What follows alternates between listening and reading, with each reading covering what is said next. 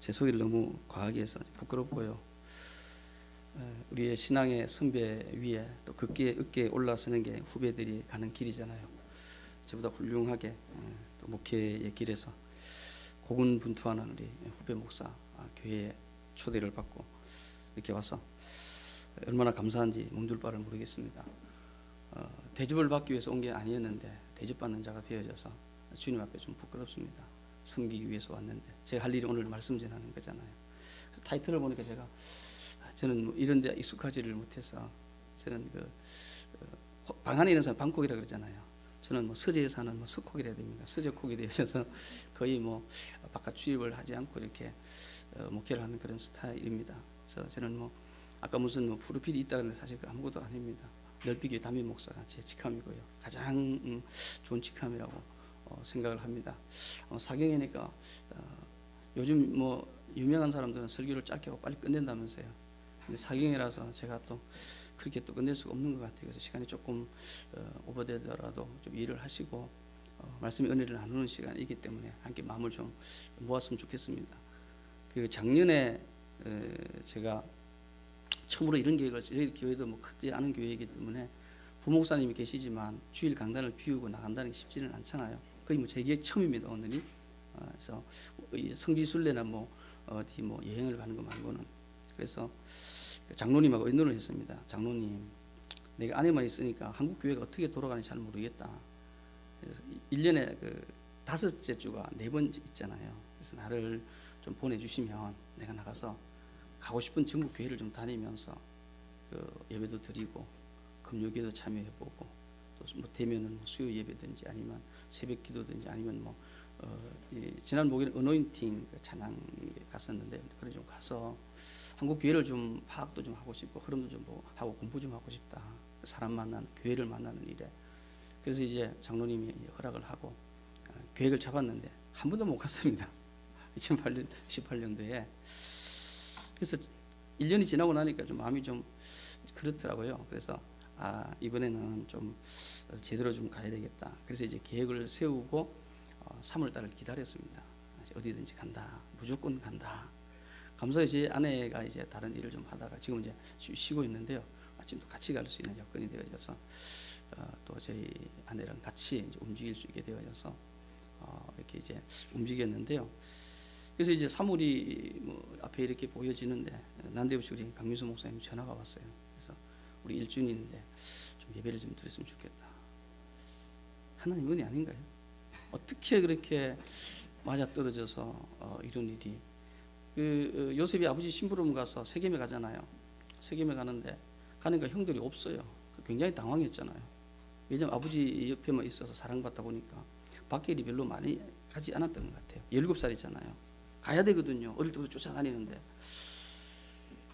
그러니까 갈 때 가서 보니까 형을 못 찾으니까 어떻게 해요? 그때 한 사람이 방언을 하면서 물어보죠. 야, 너 왜 여기서 이렇게 하고 있냐? 우리 형님하고 아버지 심부름 하는데 형님 못 만난다 그러니까 어떻게 해요? 도단으로 간다고 나한테 이야기가 갔다. 여러분 그냥 넘어갈 말 아니거든요. 아니 그 시간에 왜 거기 옵니까? 어제 오든지 내일 오든지 집에 돌아오고 난 뒤에 오지. 타이밍이잖아요. 우리가 이런 것들이 작은 거지만 하나님의 놀라운 절대 주권적 섭리가 그 안에도 들어앉아 있거든요. 보는 눈이라고요. 그 구덩이에 던져졌을 때 위기에 빠져서 마른 구덩이에서 그게 요셉이 할 수 있는 건 죽음밖에 없잖아요. 기다리는 거예요.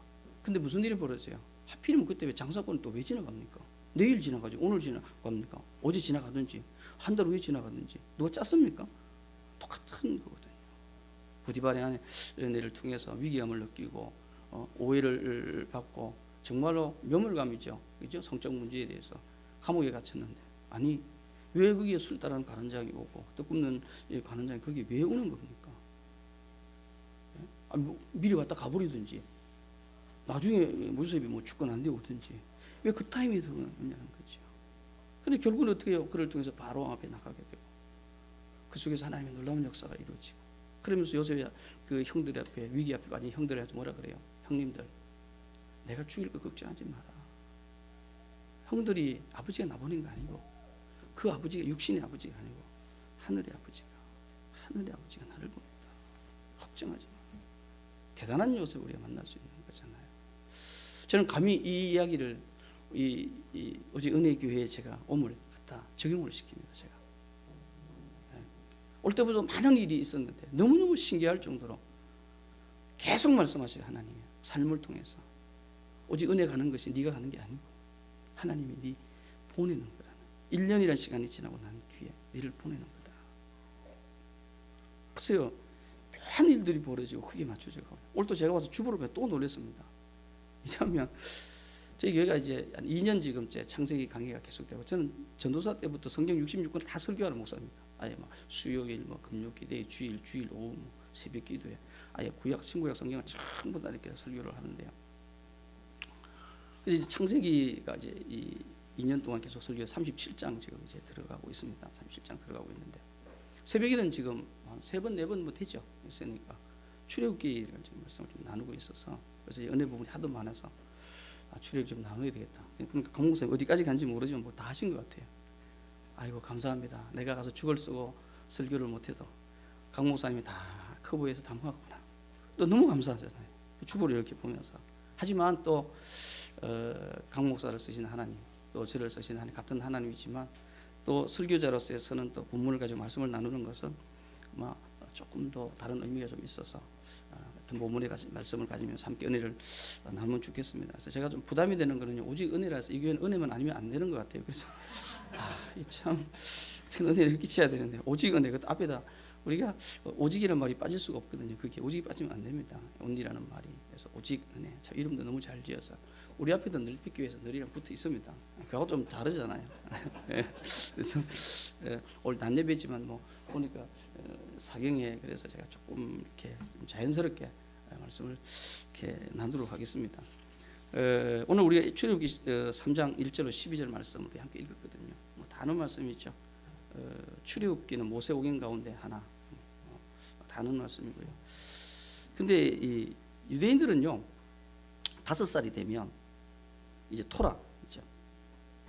이 중에서 가장 먼저 성경을 읽고 가르치는 게 창세기가 아니더라고요. 공교롭게도 레위기를 가르쳐요. 레위기를.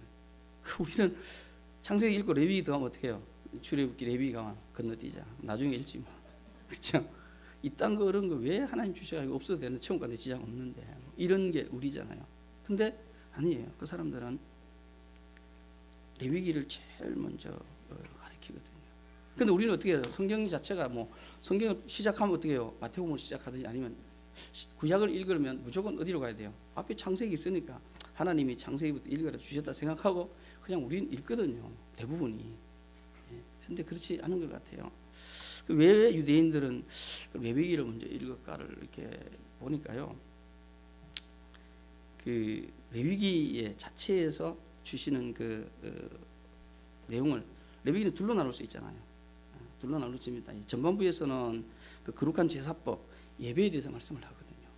5대 제사를 통해서 어떻게 제사를 드릴 것인가, 어떻게 예배를 드릴 것인가에 대해서 명확하게 구분해서 정확하게 가르치고 있거든요.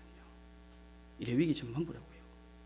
그리고 이제 후반부에 들어가면 이 예배법에 대해서, 예배에 대해서 제사법을 가르치고 난 뒤에 그다음 성결, 도덕법에 대한 생활이거든요.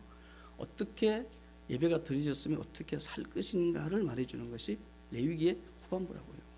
그래서 유대인들에게는요, 어떻게 예배를 드릴 것인가를 먼저 가르쳐주고, 그 다음에 예배자가 어떻게 살아야 될 것인가에 대한 성결한 도덕법에 대해서 말을 해주고 난 뒤에 그럼 이제 질문이 나와요.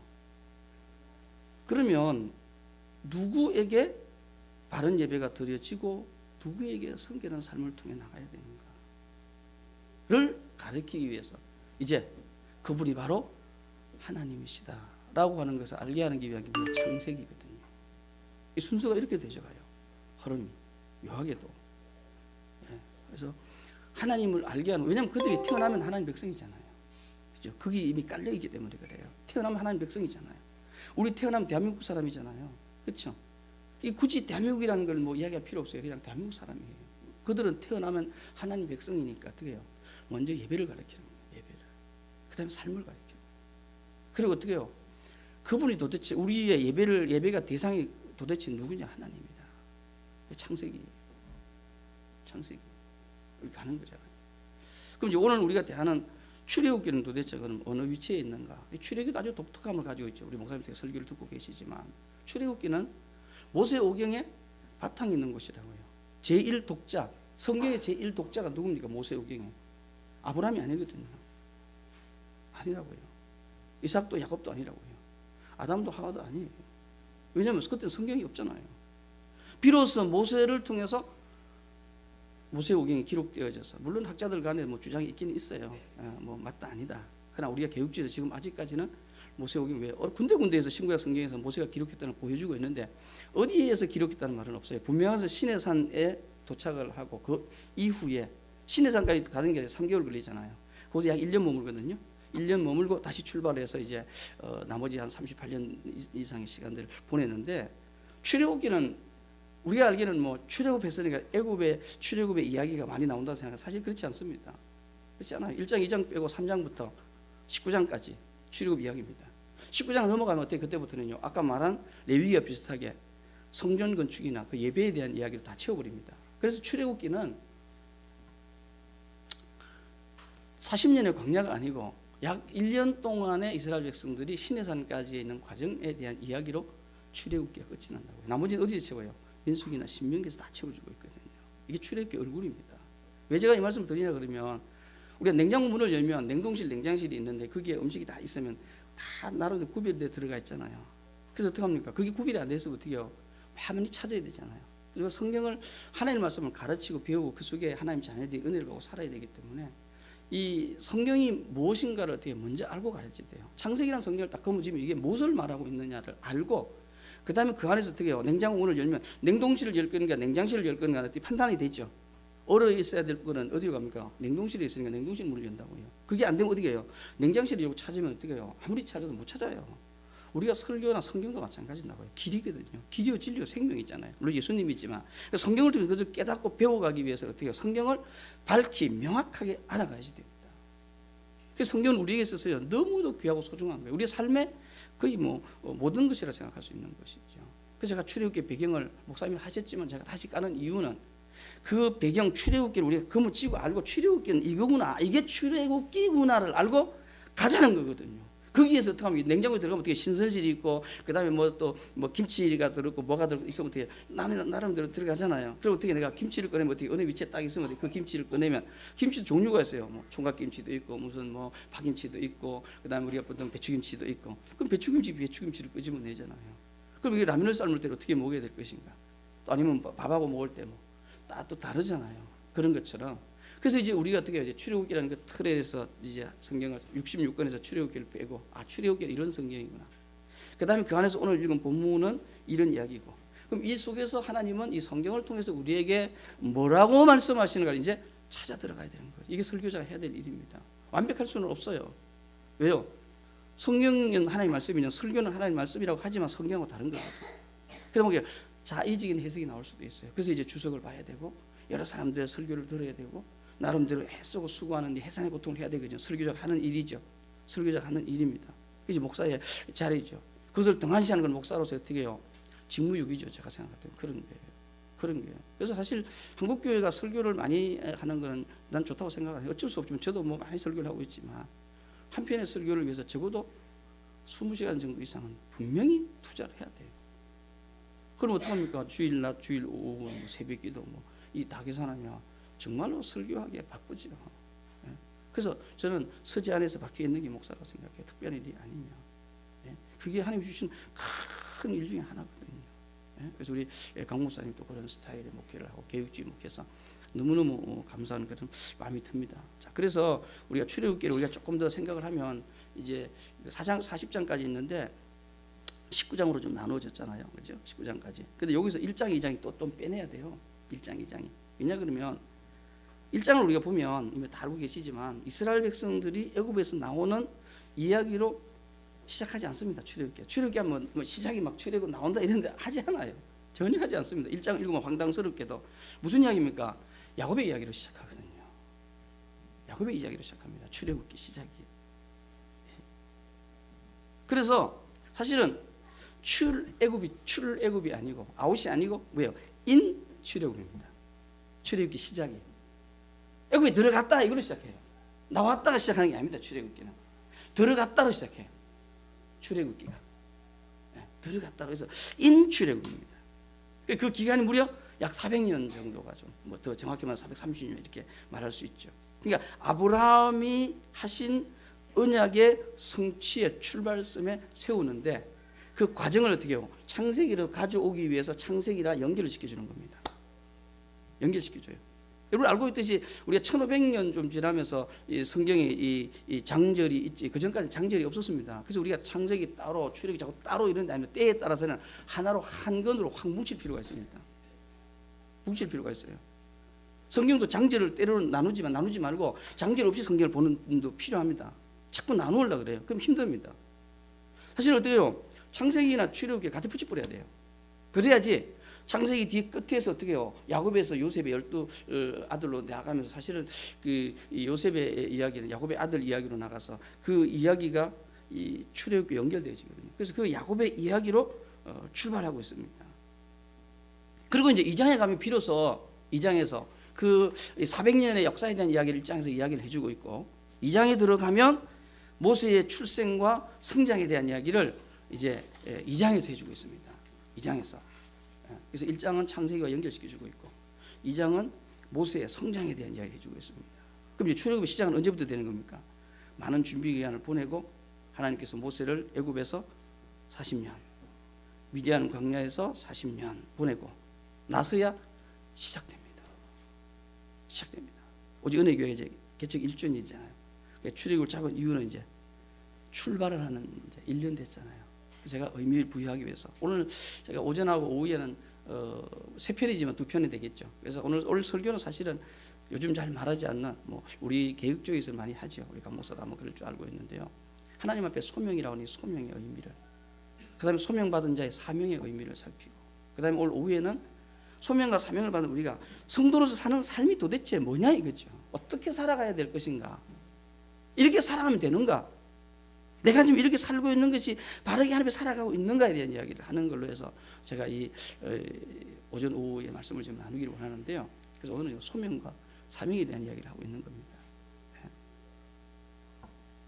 그래서 우리가 성경을 자세히 읽으면 1장과 2장을 읽으면요, 하나님이라는 단어 자체도 없습니다. 집에 가서 확인해 보세요. 1장, 2장 읽으면 하나님 단어 자체도 없어요. 전혀 없습니다. 않고 3장에 들어가야 비로소 하나님이라고 나옵니다. 3장에 들어가 있어요.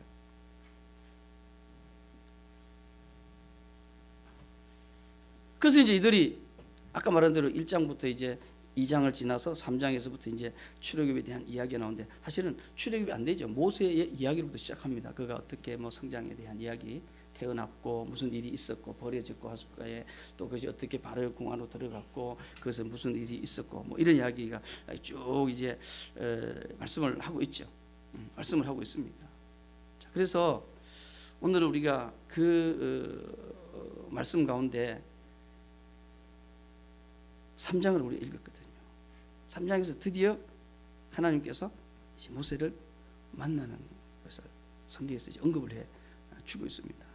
근데 모세라는 인생을 가만히 보면요, 참 우리에게 주시는 시사하는 게 있는데 뭔가 하면 태어나서 40년 바로의 궁에서 미디안 광야에 가서 장인들과 아이를 낳고 40년 광야길 지나서 모세가 죽는데 120세에 죽거든요. 40이라는 숫자를 탁탁탁 만들어져요. 우리가 이걸 가만히 생각해 보면 모세라고 하는 인물은 위대한 인물은 아닙니다. 만약에 미디안 광야에서 하나님이 그를 안 불렀으면 어떻게 해요? 무명의 사람으로 그냥 살아서 이름조차도 없어요. 하나님 그를 불렀기 때문에 그는 위대한 사람같이 보여진 거죠. 그래서 모세가 위대한 것이 아니고 모세를 쓰시는 하나님이 위대하잖아요. 근데 그 모세를 하나님이 부르는데 도대체 몇 년이 걸렸습니까? 40년이 아닙니다. 80년이 걸렸어요. 여러분 신앙은요 단거리가 아니에요. 우리가 소명을 받아가는 모세를 바라봐도 어때요? 80년이라면 파란만장한 인생 속에 그럼 모세만 그래요? 아닙니다. 야곱이라는 인생도 보십시오. 그렇죠?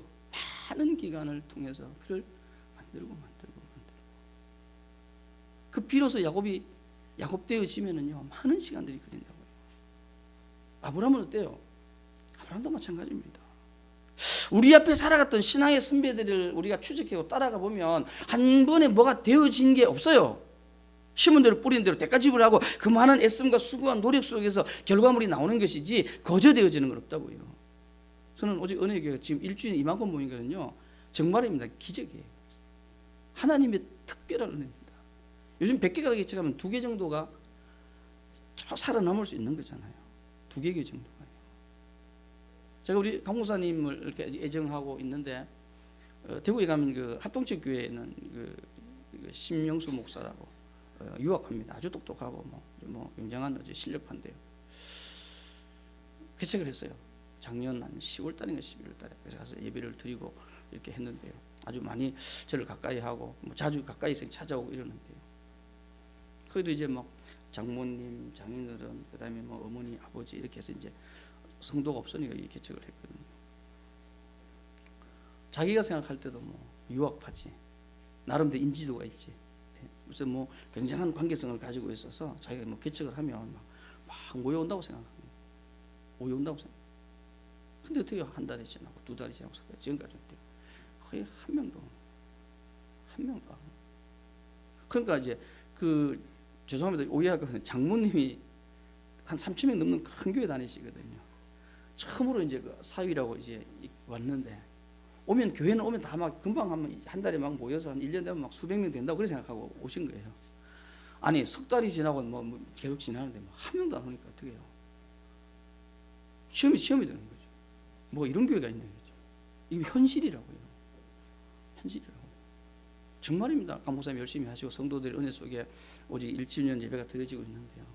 기적과 같은 일이 지금 벌어지고 기적과 같은 일이 벌어지고 정말로 하나님이 사랑하시고 이 시대에 어떻게 해요? 한국교회가 어디로 가야 되는 방향을 어떤 면에서는 이 오직 은혜교회에서 저는 읽을 수가 있습니다. 감히 읽을 수가 있어요.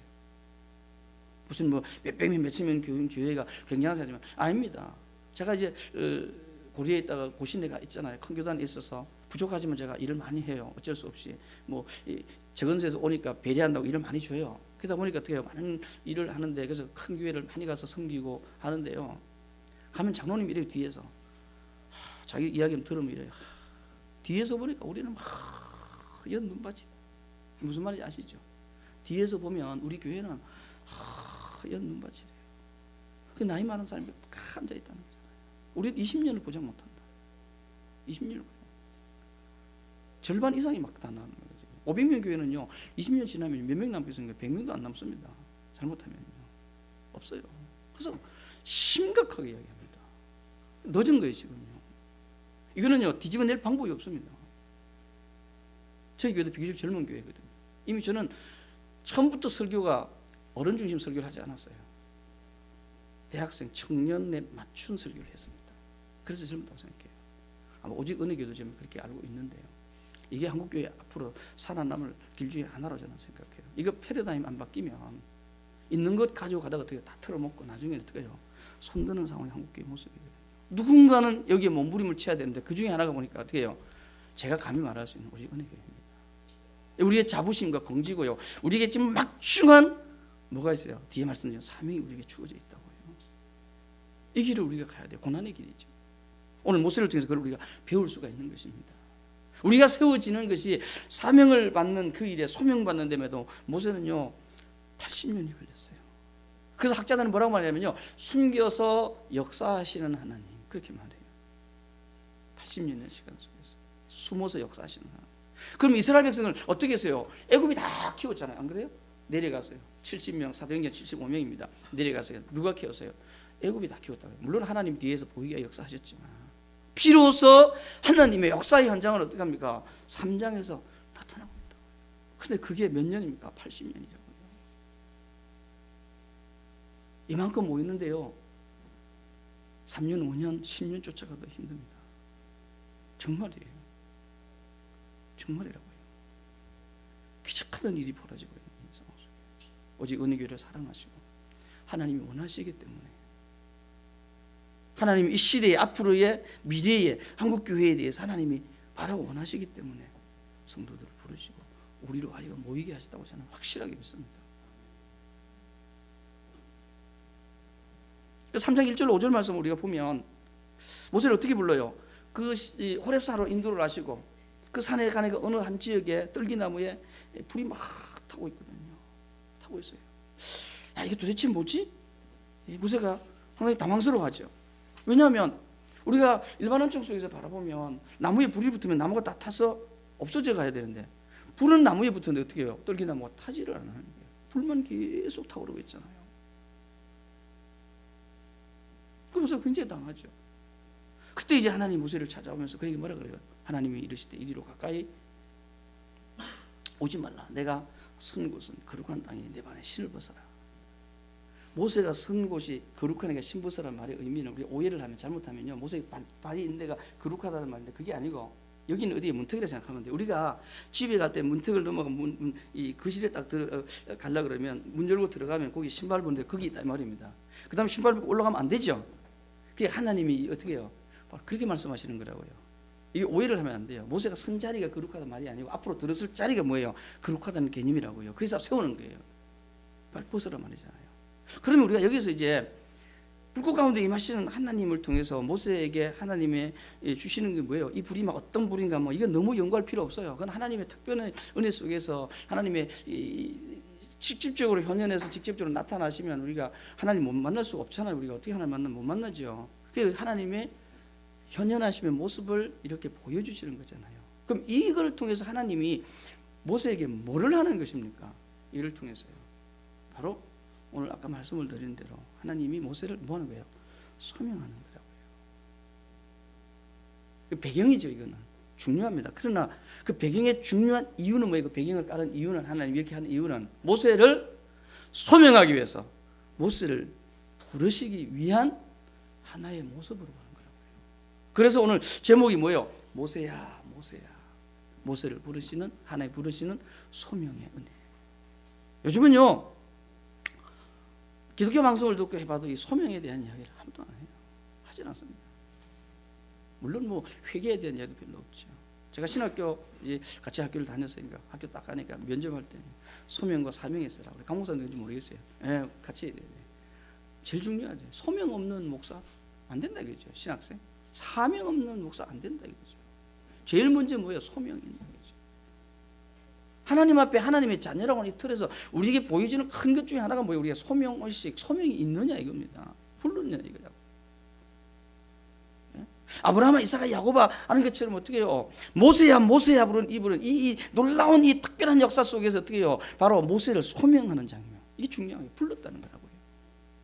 하나님이 우리를 불렀다고 하는 이 소명의식이 우리에게 반드시 있어야지 돼요. 물론 이런 형태는 아니지만요. 만약에 이 소명의식이 없다면 그 사람은 교인일 수 있지만 성도일 수는 없습니다. 우리가 성경을 잘 보면요, 일반원층과 특별원층에서 보면 하나님이 이 일반원층 속에 모든 사람 다 사랑하십니다. 세상 다 사랑하셔요. 우리 착각하면 안 됩니다. 예수 안 믿는 사람 하나님 미워한다고 생각 아닙니다.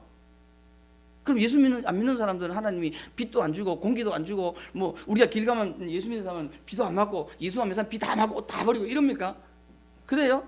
아니에요. 일반원층은 똑같습니다. 애쓰고 수고하면 어떻게 노력한 만큼 일반은 사람도 받아가지고 우리도 받아가져요. 여러분 가인도 그렇고 에서도 그렇고 이스마엘도 그렇고 그 삶을 보면 그들의 삶을 하나님 보장 안 하셨습니까? 일반 원충들 그들 다 살아갑니다. 이 오해하면 안 돼요. 사랑하셔요. 근데 그들하고 우리가 다른 건 뭐예요? 똑같은 상황에 있는데 우리에게 특별한 중이 뭐예요? 우리를 하나님께서 불렀다는 이야기라고요. 소명했다는 이야기라고요. 이거 차이가 있어요. 이거 차이가 있다고요. 그래서 우리는 어떻게 해요? 예수 안 믿는 사람 보고 자꾸 막이라고 그러고 그렇게 자꾸 말을 해요. 나와 반대되는 쪽도 그렇게 이야기하는데, 그러나 일반원층 속에는요 하나님 다 사랑하시거든요. 그래서 우리가 좀 착각을 해요. 교회는 누구든지 올 수 있습니다. 그래서 요즘은 어떻게 트렌드가 교회 누구 교회 나가서 앉아서 다 천국 간다 생각하고 오거든요. 나는 아니라 생각합니다. 죽어도 나는 아니라 생각합니다. 예배당에 와서 앉았다고 다 천국 가는 나는 아니라 생각해요. 성경에서 그렇게 말하고 있지 않거든요. 제가 아는 안에서는 그래요. 그래서 교회는 두 가지를 해야 되는데 한 가지밖에 안 합니다. 불러 모으는 거 잘해요. 근데요 교회에서 또 하나 해야 돼요. 설교라고 하는 하나님의 말씀을 신실하게 선포해서 쭉쟁이는 난리 보내는 게 교회라고요. 알곡만 남겨지게 만드는 게 교회라고요. 들어오게 만들지만 또 나가게 만들어야 돼요. 가짜는 나가라 이거지. 그게 뭡니까? 그거 할 수 있는 게 설교라고요. 설교는 하나님의 말씀이라고요. 많이 모이는 게 아니에요. 하나님의 백성, 거룩한 백성들이 모이는, 구별된 자들이 모이는 것이 뭐예요? 오늘 주일이. 이게 구별된 자들의 모임이라고요. 그러니까 하나님의 자녀가 아닌 사람들은 어떻게 해요? 설교 듣고 어떻게 바른 설교를 들으면 나가게 돼 있어요. 그들도 내보내야지 돼요. 이게 교회가 해야 되거든요. 아무나 들어와서 교회에 오면 다 천국 간다. 성경 어디 그런 말 안 합니다. 그러면 여인의 후손이고 또 이 뱀의 후손이라는 성경이고 왜 그 틀을 잡아가고 있습니까? 그건 아니죠.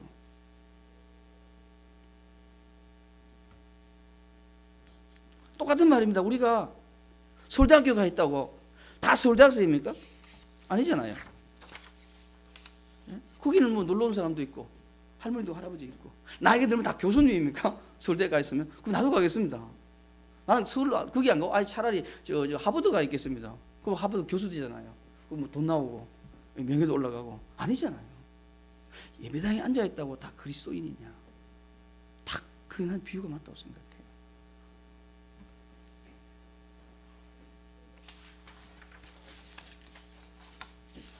그래서 이제 모세를 하나님이 어떻게 해요? 소명해서 불렀다. 우리에게 소명 의식을 가지고 있어야 돼요. 그래서 늘 우리가 기도 속에 말씀을 보면서 자기에게 물어봐야 돼요. 하나님, 내가 소명받은 자인가? 내가 하나님 자녀입니까? 그 증거가 뭐 있습니까? 그것이 이제 나타나는 게 뭐예요? 사명으로 나타납니다. 소명받은 자에게서 나타나는 게 뭐예요? 사명으로 나타나요.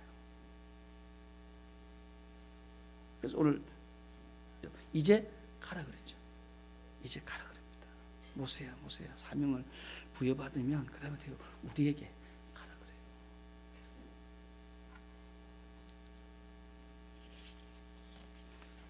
우리가 성경을 고린도서를 1장에 이제 보면은 이스라엘 백성들이 유월절 사건을 통해서 그 다음에 그 홍해를 건너는 것은 세례받음으로 한 번에 세례 다 받거든요. 하나님 자녀 된다고요. 그래서 어떻게 해요? 그들이 구원받는 백성으로서 그 자리를 하나님 만들어낸다고요. 그럼 지금 이제 모세에게 어떻게 소명이 되어져 이제 사명인데 우리 보통 보면 그 사명자 이렇게 말을 하잖아요. 많은 사람이 사명, 제 사람 사명자래요. 뭐 너무 잘 알지만 사명자는 특별한 사람을 두고 사명자를 말하지 않습니다. 예수 안에 구원의 은총을 누리고 살아가는 모든 자가 뭐예요? 사명자입니다. 그래서 보면 어떤 사람은 이 사람은 사명자를 부름받았대요. 그럼 뭐 우리는 뭡니까? 목사님은 사명자를 부름받았대요. 그럼 성도는 아니에요. 어린아이 하나까지도 어떻게 해요? 모두가 다 어떻게 해요? 하나님의 자녀로 소명된 그들은 다 뭐예요? 사명자입니다. 하나님의 뜻이 있고 하나님의 계획이 있고 그 뜻과 계획을 이루기 위해 하나님께서 그 시대마다 사람을 이 땅에 보내시는 거라고요. 그래서 모세가 오고 아브라함이 오고 다윗이 온 거라고요. 우리가 온 거라고 이 시대에. 그리고 우리가 오직 은혜의 교회에 있는 사명자들입니다. 왜 많아야 됩니까? 왜 숫자가 많아야 되느냐고요. 꼭 그래야 되는 겁니까? 그게 사명이란 많아야 되지만 그거 아니에요. 한 명이든 두 명이든 그게 무슨 상관입니까? 시골 교회든 바르게 훈련된 소명받은 목사가 목회자의 사명을 가지고 그 한 영혼을 위해서 해산의 고통의 아픔을 통한 말씀을 준비하고 피 터질 만큼 피토할 만큼의 말씀을 신실하게 선포하고 사명자로 부여받은 주의 백성은 내가 한 명일지라도 다른 것에 환경에 연연하지 아니하고 내게 있는 그 자리에서 하나님 앞에 살아가는 거예요. 이게 사명자라고요. 이게 사명자예요. 이 행복은 그리스도입니다. 교회가 많아지기 위해서 교회가 모이는 것은 그건 목적일 수 없습니다. 수단에는 뭐 좀 들어갈 수 있을지 모르지 왜 하나님 일을 해야 되기 때문에. 그 목적으로 준 게 예수 그리스도잖아요. 하나님의 자녀가 하나님을 깊이 깨닫고 뭐 기독교 강요에서 시작이 뭐예요? 하나님을 알고 내가 누구인 걸 아는 것부터 시작하죠. 하나님 아는 만큼 나를 아는 만큼의 그 사람이 신앙생활 할 수 있다고 칼빈은 그렇게 말을 하고 있죠. 그래서 우리 말씀을 통해 은혜를 받고 배워가는 것이죠.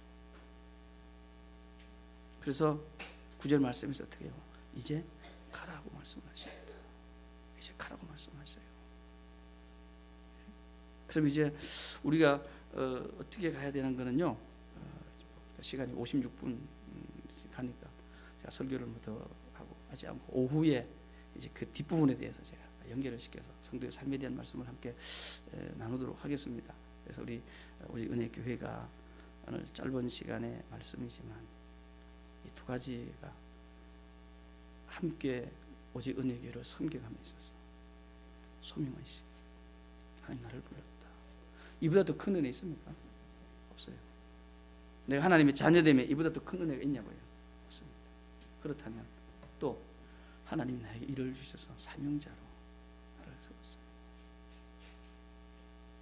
그러면 그 소명과 사명 받은 자로서의 어떻게 해요? 오직 은혜 교회 앞에서 우리 할 수 있는 일은 뭐예요? 충성과 봉사와 헌신 속에 그것이 기쁨이 되고 그것이 즐거움이 되고 그것이 헌신이 되고 때로는 그것이 희생이 되고 때로는 그것이 어떻게 해요?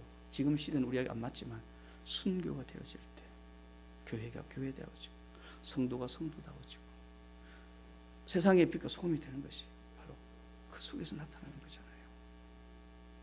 저는 오직 어느 교회가 죄송합니다. 좀 기분이 나쁠지 모르지만 많이 모인 교회도 되면 좋겠지만 신실한 하나님의 말씀이 끊임없이 선포되어지고 그 말씀 앞에 성도들이 은혜를 받고 꿇어 엎드려서 나는 하나님의 백성 주의 거룩한 성도로 내게 주어진 이 시대에 내 생명 다하는 날까지 누가 뭐라 그래도 어떤 외부의 영향에 있어 흔들리지 아니하고 견고하게 있어서 흔들리지 아니하는 성령의 도우심 속에서 내게 주어진 길을 끊임없이 걸어가는 교회, 이런 교회가 계속되어져 갔으면 좋겠어요.